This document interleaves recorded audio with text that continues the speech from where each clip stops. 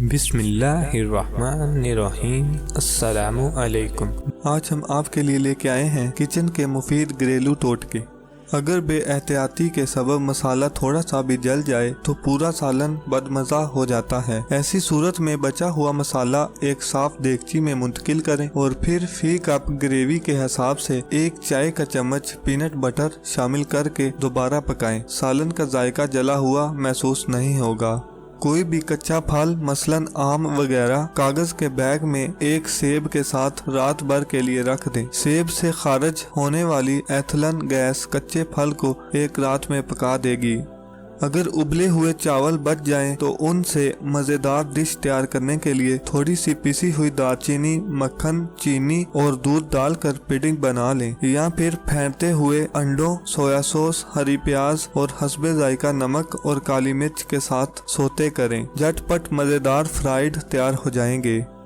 جب بھی یخنی بنانا ہو ہمیشہ زیادہ مقدار میں بنائیں اور چھوٹے بڑے پلاسٹک بیگز میں ڈال کر فریز کر لیں۔ پھر جب کبھی سوپ یا سبزی بنانی ہو تو حسب ضرورت بیگ فریزر سے نکالیں اور استعمال کریں۔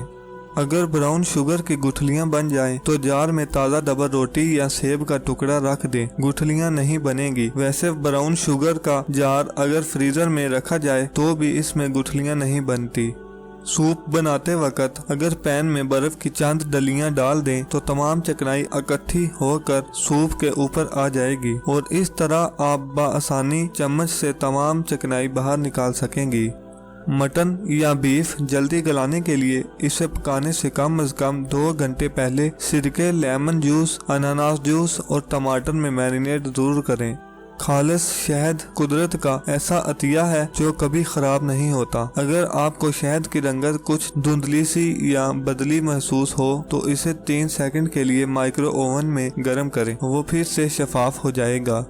محنت سے بنائے گئے سوپ میں اگر نمک زیادہ ہو جائے تو اس میں کچے آلو یا سیب کا ٹکڑا ڈال کر 10 منٹ تک ہلکی آنچ پر پکائیں۔ نمک کا اثر خاصا کم ہو جائے گا۔ بعد میں وہ ٹکڑا سوپ سے نکال دیں۔ اس کے علاوہ اگر 1 کھانے کا چمچ چینی بھی سوپ میں ڈال کر پکا لیں تو نمک کی کڑواہٹ دور ہو جاتی ہے۔ سرخ مولی، گاجر یا سلیری نرم پڑ جائے تو انہیں شیشے کے پیالے میں کچے آلو کے ساتھ رکھیں اور پیالہ برف کے ٹھنڈے پانی سے بھر دیں۔ دیکھتے ہی دیکھتے سبزیاں تر و تازہ اور کرنچی ہو جائیں گی۔ اگر آپ کو یہ ویڈیو پسند آئی ہے تو اس ویڈیو کو لائک کریں، شیئر کریں، اور اگر آپ میرے چینل پر نئے ہیں تو میرے چینل کو بھی سبسکرائب کریں اور ساتھ بیل کے آئیکن کو بھی دبائیں تاکہ ہر نئی آنے والی ویڈیو کا نوٹیفیکیشن سب سے پہلے آپ تک پہنچے۔ شکریہ۔